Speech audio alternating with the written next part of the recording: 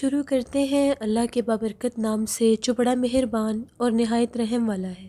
تمام تعریفیں میرے اللہ رب العزت کے لیے ہیں۔ السلام علیکم لسنرز، میں ہوں آپ لوگوں کی ہوسٹ نوشین، اور میں اپنے چینل خوفناک کہانیوں میں آپ سب کو خوش آمدید کہتی ہوں۔ لسنرز، کیسے ہیں آپ سب؟ اور میرے چینل کی خوفناک کہانیوں کو کتنا پسند کرتے ہیں؟ اپنی رائے کا اظہار کمنٹ باکس میں ضرور کریں۔ آج آپ لوگوں کے لیے میں بہت دلچسپ خوفناک کہانیاں لے کر آئی ہوں جنہیں آپ لوگ بہت زیادہ پسند کریں گے۔ اور آج کا لائک ٹارگٹ 300 ہے لسنرز۔ پچھلا جو میں نے ٹارگٹ آپ لوگوں کو دیا تھا وہ ڈیلی بیسس پر کمپلیٹ ہوتا رہا ہے، لیکن آج آپ لوگوں نے اس کو کل تک لازمی کمپلیٹ کرنا ہے، 300 لائکس کا ٹارگٹ۔ بڑھتے ہیں آج کی پہلی خوفناک کہانی کی طرف۔ یہ خوفناک کہانی میرے ساتھ شیئر کر رہے ہیں سنی، انڈیا پنجاب سے۔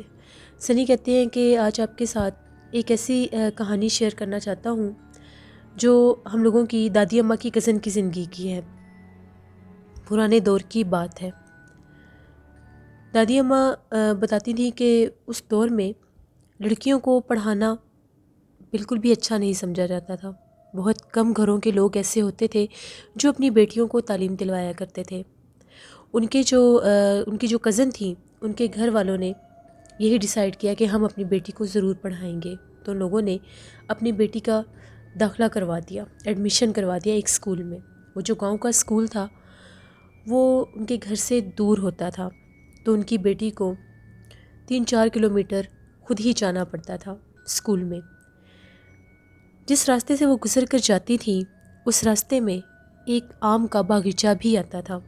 تو ایک دفعہ ایسا ہوا، دادی اماں کی کزن اسکول سے واپس آ رہی تھی، 12:30 بجے کا ٹائم تھا، گرمی بھی تھی اور انہیں بھوک بھی لگی ہوئی تھی۔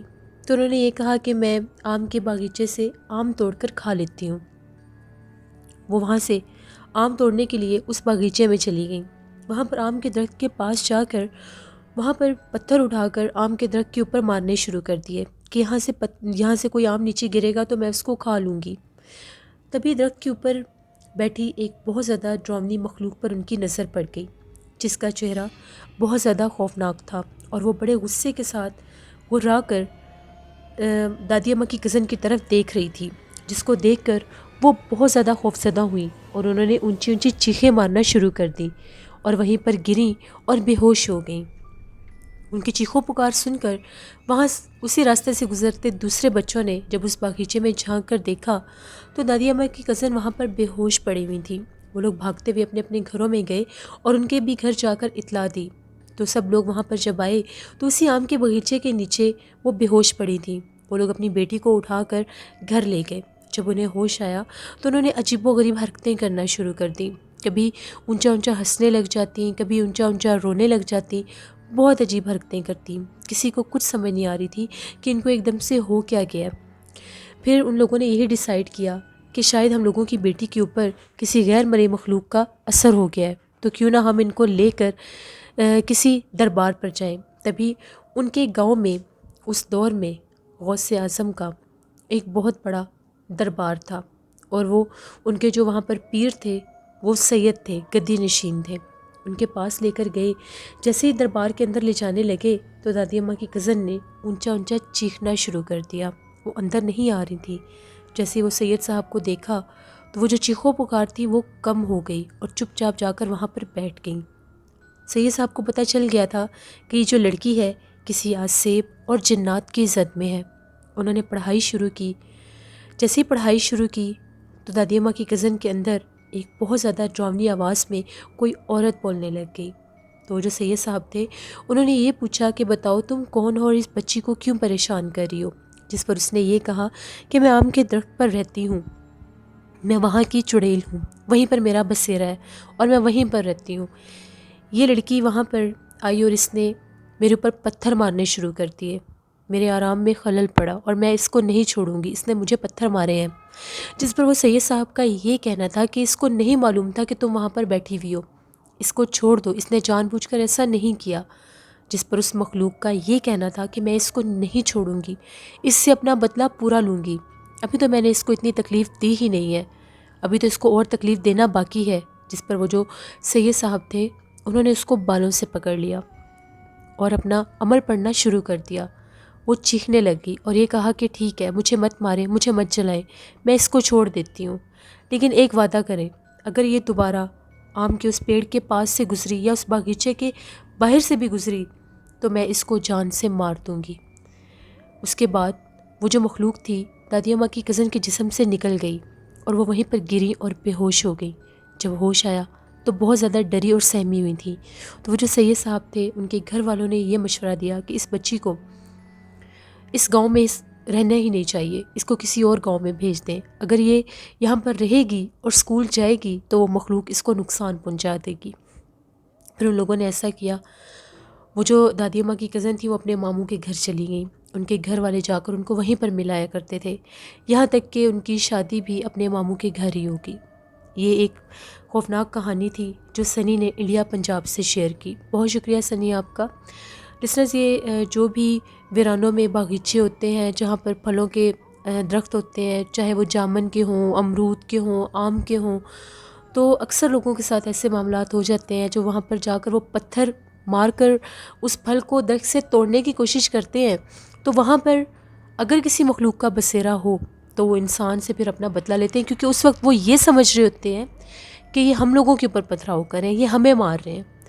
اس لیے کوشش یہ کیا کریں کہ اکیلے کبھی بھی کسی ایسی جگہ پر مت جایا کریں۔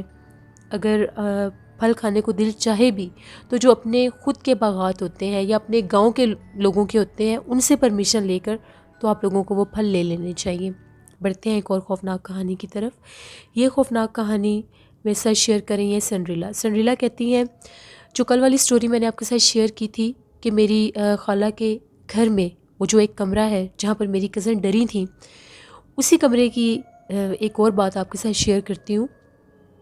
میرے کزن ہیں، میرڈ ہیں، تو ان کی مسز اپنے میکے گئی ہوئی تھیں، تو میرے کزن اسی کمرے میں سو رہے تھے، رات کا ٹائم تھا، بالکل اسی ونڈو کے پاس سو رہے تھے۔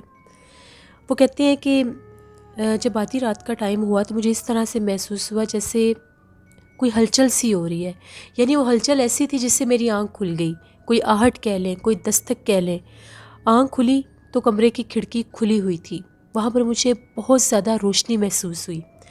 جب مجھے وہاں پر بہت زیادہ روشنی محسوس ہوئی تو میں بڑا حیران ہوا کہ اتنی رات کو یہ باہر ویرانے اور جھاڑیوں میں سے روشنی کہاں سے دکھائی دے رہی ہے۔ میں فوراً سے اٹھا اور وہاں پر دیکھنے لگا تو اس روشنی کے پاس میں نے ایک لڑکی کو کھڑے ہوئے دیکھا۔ وہ لڑکی بہت زیادہ خوبصورت تھی اور وہ سرخ رنگ کے لباس میں وہاں پر وہ کھڑی ہوئی تھی، چہرہ بہت زیادہ خوبصورت لگ رہا تھا۔ میں اس لڑکی کو دیکھ رہا تھا اور وہ میری طرف ہی دیکھے جا رہی تھی۔ تبھی دیکھتے ہی دیکھتے اس کا وہ خوبصورت چہرہ نہایت بھیانک ہو گیا۔ کپڑے اس کے پھر بھی ریڈ ہی تھے، لیکن اس کا چہرہ اس حد تک ڈراؤنا ہو گیا تھا کہ جب میں نے اس کو دیکھا تو میں نے اونچا اونچا چیخنا شروع کر دیا۔ اس کے بعد مجھے بالکل بھی سمجھ نہیں رہی کہ میں کہاں پر گرا ہوں اور کہاں نہیں۔ جب اس کے چیخنے کی آوازیں سنی تو سب گھر والے جو باقی گھر میں موجود تھے، خالہ لوگ، جب وہ لوگ وہاں پر بھاگ کر گئے تو میرے کزن زمین پر گرے ہوئے تھے، ان کو وہاں سے اٹھایا اور ان کے منہ کے اوپر پانی کے چھینٹے مارے۔ جب ہوش آیا تو وہ بہت زیادہ گھبرائے ہوئے تھے، تو ان سے یہ پوچھا کہ آپ کے ساتھ کیا ماجرا ہوا ہے، آپ ایک دم سے آپ کو کیا ہو گیا تھا؟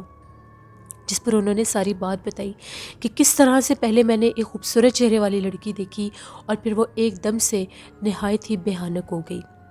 تو پھر سب نے ان کو یہی کہا کہ اس کمرے میں اکیلے مت سوئیں۔ اس کے بعد میرے کزن نے کبھی بھی اکیلے اس کمرے میں سونے کی غلطی نہیں کی، چاہے سردی ہو گرمی ہو، اس کمرے میں اب وہ لوگ نہیں سوتے، کیونکہ وہاں پر اس حد تک ان جنات کا بسیرا ہے کہ وہ کسی انسان کو اکیلے وہاں پر سونے دیتے ہی نہیں ہیں، چاہے وہ دن کا ٹائم ہو چاہے وہ رات کا ٹائم ہو، وہاں پر کوئی نہیں سو سکتا۔ اسی طرح سے سنڈریلا کہتی ہیں کہ میں نے آپ کے چینل میں پارٹیسپیٹ کرنے کے لیے میں اپنے ریلیٹیو سے بھی سٹوریز سنتی رہتی ہوں کہ آپ کے چینل پر پارٹیسپیٹ کر سکوں۔ بہت شکریہ سنڈریلا آپ کا۔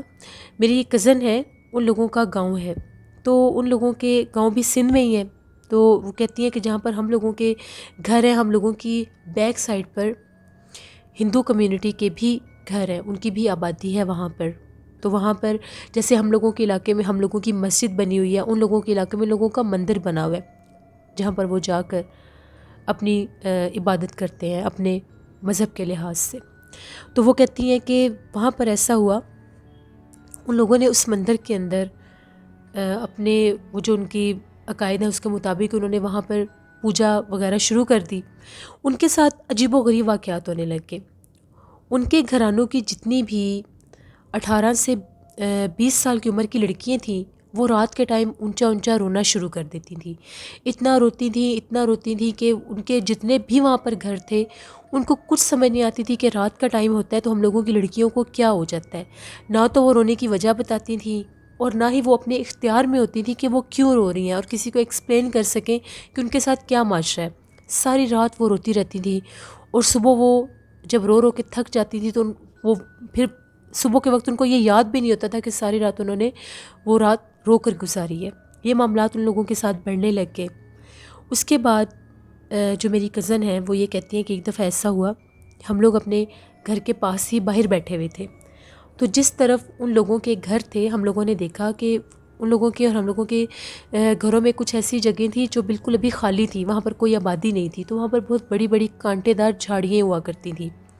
ہم لوگوں نے اپنی آنکھوں سے دیکھا، دوپہر کا ٹائم تھا، ان جھاڑیوں میں سے ایک لڑکی نکلی، بہت زیادہ اس کا چہرہ ڈراؤنا تھا، وہ بھی ریڈ کلر کے ڈریس میں ہی تھی، حد سے زیادہ اس کا چہرہ ڈراؤنا تھا، اور وہ بالکل انہی لوگوں کے جہاں سے گھر سٹارٹ ہو رہے تھے وہاں پر گئی اور غائب ہو گئی۔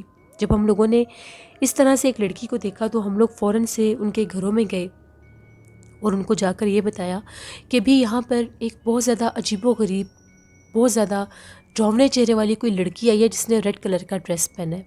اب ان کے جتنے بھی وہاں پر گھر تھے وہ سب اکٹھے ہو گئے، انہوں نے ساری بات سنی، ان لوگوں نے یہ کہا کہ ہم لوگوں کے تو یہاں پر آج کسی نے ریڈ ڈریس پہنا ہی نہیں ہے، نہ ہی یہاں پر کوئی ایسی لڑکی آئی ہے، یہاں تک کہ وہ ساری لڑکیاں وہاں پر موجود تھیں، کوئی پتہ نہیں تھا وہ کون تھی وہ کون نہیں تھی، اور اتنی بڑی کانٹے دار جھاڑیوں میں سے وہ کیسے نکلی اور وہاں پر وہ جا کر غائب ہوگی۔ پھر ان لوگوں کو بھی یہ پتہ چلا کہ وہ جو ان کی بیٹیاں رات کے ٹائم روتی ہیں شاید اس مخلوق کی وجہ سے کہ وہ اثر انداز ہوتی ہے ان پر، تو بہت زیادہ ان لوگوں نے اس چیز کو خود بھی فیل کیا، اور پھر آہستہ آہستہ یا سے 9-10 ماہ پہلے کی بات ہے، پھر ان لوگوں نے وہاں پر پوجا کروائی اور سارا کچھ کروایا، جس کے بعد ان کی لڑکیاں اب بالکل ٹھیک ہیں۔ یہ ایک سٹوری تھی جو سنڈریلا نے شیئر کی۔ بہت شکریہ سنڈریلا آپ کا۔ میری ایک لسنر پوچھ رہی تھی کہ میرا کویسچن ہے سنڈریلا اتنی زیادہ سٹوریز کہاں سے لاتی ہیں، تو وہ میرے چینل میں پارٹیسپیٹ کرنے کے لیے اپنے ریلیٹیو سے، اپنے فرینڈس سے، جتنی بھی ان کی فرینڈس ہیں، اپنے ریلیٹیوز ہیں، ان سے سٹوریز پوچھتی ہیں اور میرے چینل پر شیئر کرتی ہیں۔ بڑھتے ہیں ایک اور خوفناک کہانی کی طرف۔ یہ خوفناک کہانی صبا عباسی شیئر کر رہی ہیں۔ صبا کہتی ہیں کہ آج آپ کے ساتھ اپنی نانی اماں کی زندگی میں پیش آنے والی ایک کہانی شیئر کرنا چاہتی ہوں۔ یہ تب کی بات ہے جب نانی اماں بالکل چھوٹی ہوا کرتی تھیں، تو نانی اماں کہتی ہیں کہ جب ہم لوگ آزادی کے بعد پاکستان آئے تو ہم لوگوں نے ایک گھر لیا، تو وہ جو گھر تھا وہ گھر بہت زیادہ چھوٹا سا تھا۔ اس گھر میں ہم لوگوں نے رہنا شروع کر دیا۔ ہم لوگ جب رات کے ٹائم سوئے ہوئے ہوتے تھے تو ایک دم سے مجھے اس طرح سے محسوس ہوتا تھا کہ جیسے میری چارپائی کے نیچے سے کوئی بہت زور سے ہاتھ مارتا ہے، اور وہ ہاتھ اس سٹائل میں مارتا ہے جیسے نیچے سے کوئی نوچنے کی کوشش کرتا ہے۔ تو جب بھی میں اٹھ کر میں نیند سے جاگ جاتی تھی اور جب بھی اپنی چارپائی کے نیچے جھانک کر دیکھتی تھی تو مجھے وہاں پر کوئی بھی نظر نہیں آتا تھا۔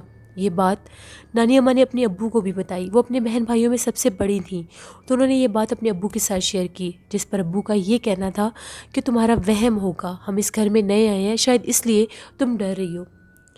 اب ہر روز ان کے ساتھ یہی معاملات ہوتے تھے۔ پھر ایک دفعہ ایسا ہوا کہ نانی اماں رات کے ٹائم سوئی ہوئی تھیں، تو دوبارہ سے آج وہ جو مخلوق تھی اس نے باقاعدہ اپنا آپ ظاہر کر دیا۔ پہلے اس نے ان کی چارپائی کو بہت زور سے ہلانا شروع کر دیا، اور پھر زور سے ان کی چارپائی کے نیچے سے پنجے مارنے شروع کر دیے۔ نانی اماں کہتی ہیں جیسے میری آنکھ کھلی تو میں کیا دیکھتی ہوں، ایک بہت بڑا کالے رنگ کا سایہ ہے جس کی سرخ رنگ کی آنکھیں ہیں، اور وہ غرا رہا ہے اور بہت زیادہ ڈراؤنی آوازیں نکال کر وہ میری طرف ہی دیکھ رہا ہے۔ نانی اماں نے جب اپنی آنکھوں سے اس آسیب، اس مخلوق کو دیکھ لیا تو اونچا چیخنا شروع کر دیا۔ ان کی چیخو پکار سن کر سب گھر والے جاگ گئے، تو وہ بہت زیادہ خوف زدہ تھی۔ پھر نانی اماں کے جو ابو تھے ان کو یہ محسوس ہوا کہ یہ وہم نہیں ہے، نہ ہی یہ جھوٹ بول رہی ہیں، باقاعدہ اس نے کوئی چیز بھی دیکھی ہے۔ پھر وہ اگلے دن ایک عامل صاحب کو لے کر اپنے گھر آئے، تو ان عامر صاحب نے جب آ کر اس گھر کو دیکھا تو ان کا یہ کہنا تھا کہ اس گھر میں بہت زیادہ آسیب اور جنات کا بسیرا ہے، وہ کب سے اپنا آپ ظاہر کر رہے ہیں اور آپ لوگ اس گھر کو نہیں چھوڑ رہے۔ بہتر یہی ہے کہ آپ لوگ اس گھر کو چھوڑ دیں، ورنہ وہ آپ لوگوں کو نقصان پہنچائیں گے۔ اسی لیے انہوں نے اپنا آپ ظاہر کر دیا ہے کہ یہ لوگ اس گھر کو چھوڑ دیں۔ تو پھر نانی اماں کہتی ہیں ہم لوگوں نے فوراً وہ گھر چھوڑ دیا تھا۔ وہ گھر آج کے دور میں بھی قائم ہے، لیکن اس کی کچھ در و دیوار ٹوٹ چکے ہیں اور ایسا محسوس ہوتا ہے کہ وہاں پر ایک قبر بھی ہے۔ آج کے دور میں بھی، آج کے دن بھی وہاں پر جنات کا بسیرا ہے، آج بھی لوگوں کو وہاں سے ڈراؤنی آوازیں آتی ہیں۔ یہ ایک سٹوری تھی جو صبا عباسی نے اپنی نانی اماں کی زندگی کی شیئر کی۔ بہت شکریہ صبا عباسی آپ کا۔ لسنرز، ایسا ہی ہوتا ہے کہ جس گھر میں جنات اور آسیب کا بسیرا ہو، وہ انسان کو اپنا میسج کنوے کرنے کی کوشش کرتے ہیں، پھر وہ جس طرح سے بھی کریں، وہ خواب کے ذریعے کریں، وہ کسی آہٹ کے ذریعے کریں، وہ کسی انسان کو ڈرانے کے ذریعے کریں، وہ اپنا آپ ظاہر ضرور کرتے ہیں اور ان اشاروں کو ضرور سمجھنا چاہیے، اسی میں انسان کی بھلائی ہوتی ہے۔ بڑھتے ہیں ایک اور خوفناک کہانی کی طرف۔ یہ خوفناک کہانی وقاص احمد شیئر کریں مانچسٹر سے۔ وقاص کہتے ہیں آج آپ کے ساتھ بورے والا کے ایک گاؤں کی کہانی شیئر کرنا چاہتا ہوں۔ یہ کچھ عرصہ پہلے کی ہی بات ہے، یعنی کچھ سالوں پہلے کی بات ہے۔ وہاں پر ایک گاؤں تھا اور اس گاؤں میں اس وقت بھی پنچایت ہی فیصلے کیا کرتی تھی۔ تو پنچایت میں سب لوگوں نے بیٹھ کر یہ فیصلہ کیا کہ گاؤں کی آبادی سے دور جو ایک قدیم پرانا کنواں ہے وہ کسی کے بھی استعمال میں نہیں ہے، ہم لوگ اس کو بند کر دیتے ہیں۔ تو جب وہاں پر کوئی جاتا نہیں ہے تو پھر ہمیں کیا ضرورت ہے کہ وہ کنواں وہاں پر ایسے ہی پڑا رہے۔ تو خیر پنچایت کا فیصلہ ہوا اور آبادی سے ہٹ کر وہ جو کنواں تھا جہاں پر کسی کا آنا جانا نہیں تھا، وہ قدیم پرانا کنواں تھا، اس کو بند کر دیا گیا۔ اس کے بند ہونے کے کچھ دنوں کے بعد اسی راستے سے ایک بزرگ گزر رہے تھے۔ تو وہ جب اس راستے سے گزرے تو ان کو اس کنویں کے پاس سے عورتوں کے اور بچوں کے رونے کی آوازیں آ رہی تھیں، لیکن رونے والا کوئی نظر نہیں آ رہا تھا۔ جب انہوں نے ادھر ادھر دیکھا، انہوں نے یہ کہا کہ یہاں پر پہلی بات تو کبھی کوئی آیا نہیں، نہ ہی یہاں پر آبادی ہے، تو پھر یہاں پر رو کون رہا ہے؟ جب اس کنویں کے پاس تک وہ گئے تو وہیں سے رونے کی آوازیں آ رہی تھیں۔ وہ بہت زیادہ ڈر گئے اور انہوں نے یہ بات آ کر گاؤں میں بھی بتائی۔ ان کی بات پر کسی نے بھی یقین نہیں کیا اور یہ کہا کہ اب وہاں پر ایسا کچھ بھی نہیں ہے، آپ کو وہم ہوا ہوگا۔ وہ چپ کر گئے۔ کچھ دن کے بعد وہاں سے کچھ اور دو مسافر گزر رہے تھے، تو وہ کہتے ہیں کہ جیسے ہی ہم لوگ اس کنویں کے پاس پہنچتے ہیں تو ہم لوگوں کو عورتوں کے اور بچوں کے رونے کی آوازیں آنے لگ گئیں۔ ہم لوگوں نے جب ان آوازوں پر غور کیا تو وہ کنویں کے پاس سے ہی آ رہی تھیں۔ ہم لوگوں نے دیکھا تو اس کنویں کے پاس بہت زیادہ ڈراؤنے چہرے والے چھوٹے چھوٹے بچے بیٹھ کر رو رہے تھے اور ان کے پاس ہی بہت زیادہ ڈراؤنے چہرے والی کچھ عورتیں بھی رو رہی تھیں۔ جب ان لوگوں نے اپنی آنکھوں سے ان مخلوقات کو دیکھ لیا تو وہ لوگ بھاگتے ہوئے گاؤں میں آئے اور آ کر جو گاؤں کے امام صاحب تھے، جو مولوی صاحب تھے، ان کو آ کر ساری بات بتائی۔ مولوی صاحب نے پہلے بھی یہ بات سن لی تھی۔ اس کے بعد گاؤں کے لوگوں کو اکٹھا کر کے مولوی صاحب باقاعدہ اس کنویں کے پاس گئے۔ وہاں پر جا کر جب ان لوگوں نے خود جائزہ لیا تو ان لوگوں کو بھی اسی کنویں کے پاس سے رونے کی آوازیں آ رہی تھیں۔ وہ لوگ بڑے پریشان ہوئے کہ پتہ نہیں جانے انجانے میں ہم لوگوں سے ایسا کون سا کام ہو گیا ہے کہ یہاں پر یہ رونے کی آوازیں آ رہی ہیں۔ وہاں پر پڑھائی کی گئی۔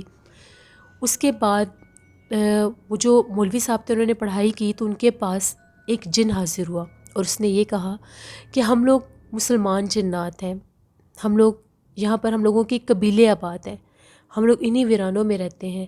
یہ جس کنویں کو آپ لوگوں نے بند کیا ہے ہم لوگ اس کے پانی سے وضو کرتے ہیں۔